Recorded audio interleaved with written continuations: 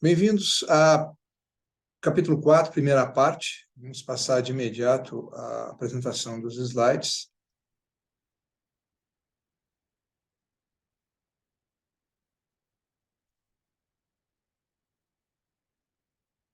Aqui nós vamos falar, então, nesse capítulo 4, sobre padrões e tecnologia para o funcionamento das telecomunicações e redes. Inicialmente, vamos falar sobre NAT e fragmentação. Nós já falamos NAT no capítulo 3, nós vamos falar aqui de novo. Tá? Os usuários domésticos e empresas de porte menor podem ser conectadas por meio de uma linha DSL, que é Asymmetrical Digital Subscriber Line, ou modem, chamaram de modem. Tá? Alguns usuários desenvolviam pequenas redes com vários computadores e necessitavam de um endereço de IP para cada um desses computadores. Com a questão de falta de endereços, né, isso se tornou um problema sério. Tá? Depois nós vamos ver um pouquinho mais adiante, né, o problema de IPs. Tá?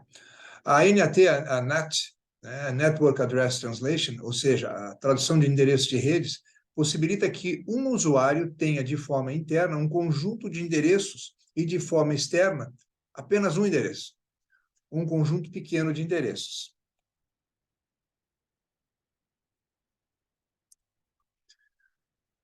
Tradução de endereço de rede. Toda organização ou instituição que desejar pode usar um endereço para um conjunto privado de IP, sem necessidade de obter permissão dos seus provedores de internet. Então, ela pode ter, né, não precisa ter um IP para cada máquina. Esses endereços são únicos dentro da empresa, porém não são únicos de forma global. Um roteador não teria como encaminhar um pacote de dados que tem esse endereço como endereço de destino. Então, eu tenho uma mensagem para receber, né, eu não vou receber para esse computador especificamente.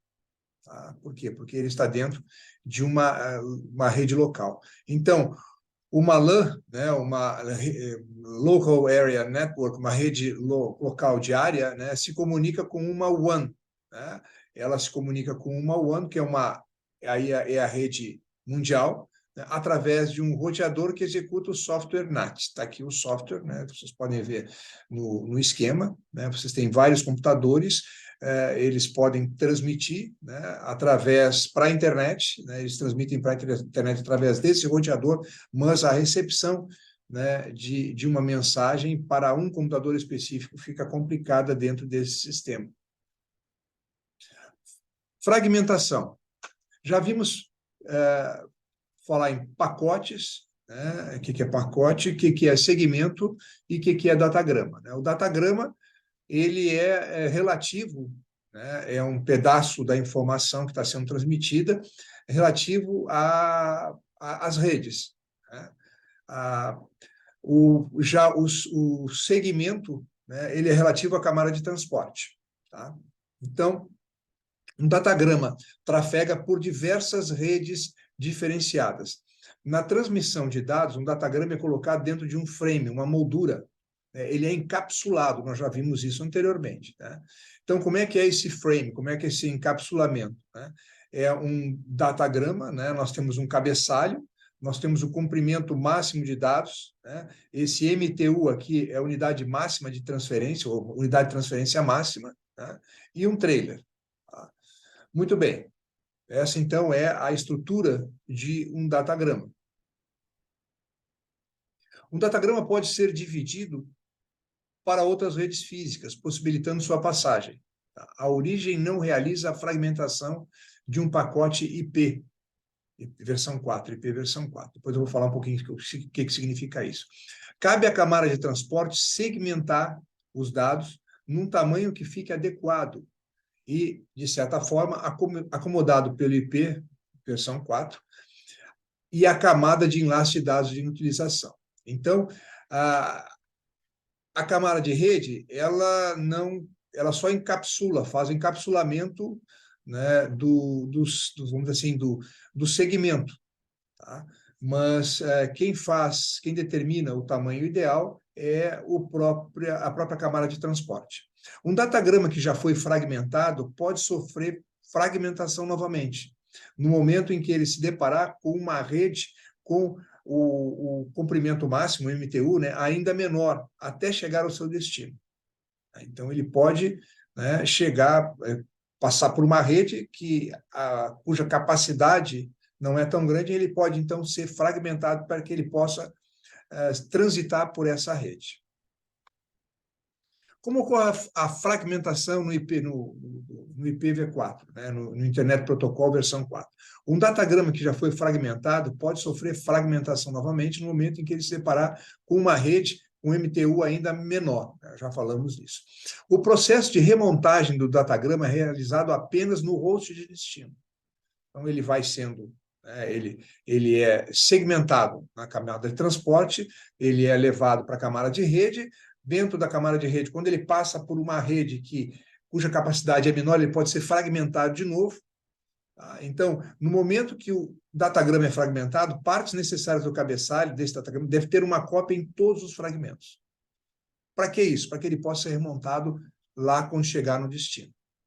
Então, novamente aqui sugiro que vocês leiam as páginas 7 a 9, né, do capítulo 4 para um detalhamento da fragmentação. Mas o processo geral é esse que eu acabei de mostrar para vocês.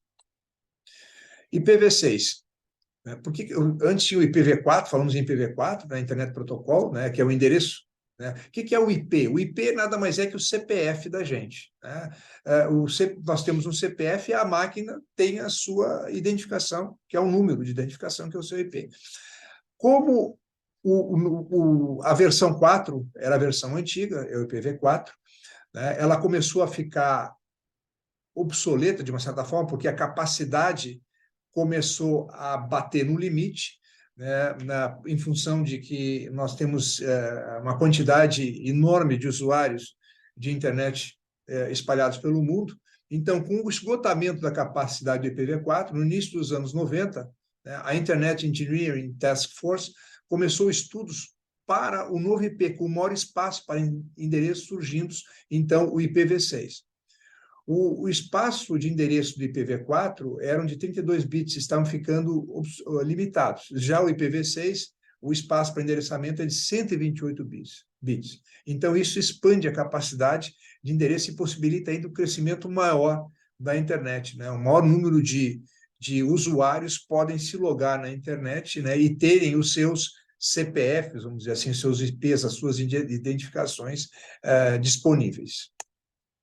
Então, para ter uma ideia, né, do formato do IPv6, né, vocês têm a versão, classe de tráfego, rótulo de fluxo, né, comprimento da carga útil, né, próximo cabeçalho, limite de saltos, endereço da fonte em 128 bits, endereço de destino em 128 bits e os dados. Funcionamento básico do IPv6. O campo prioridade em um pacote IPv6 faz a definição da prioridade de cada pacote em relação aos outros pacotes da mesma origem.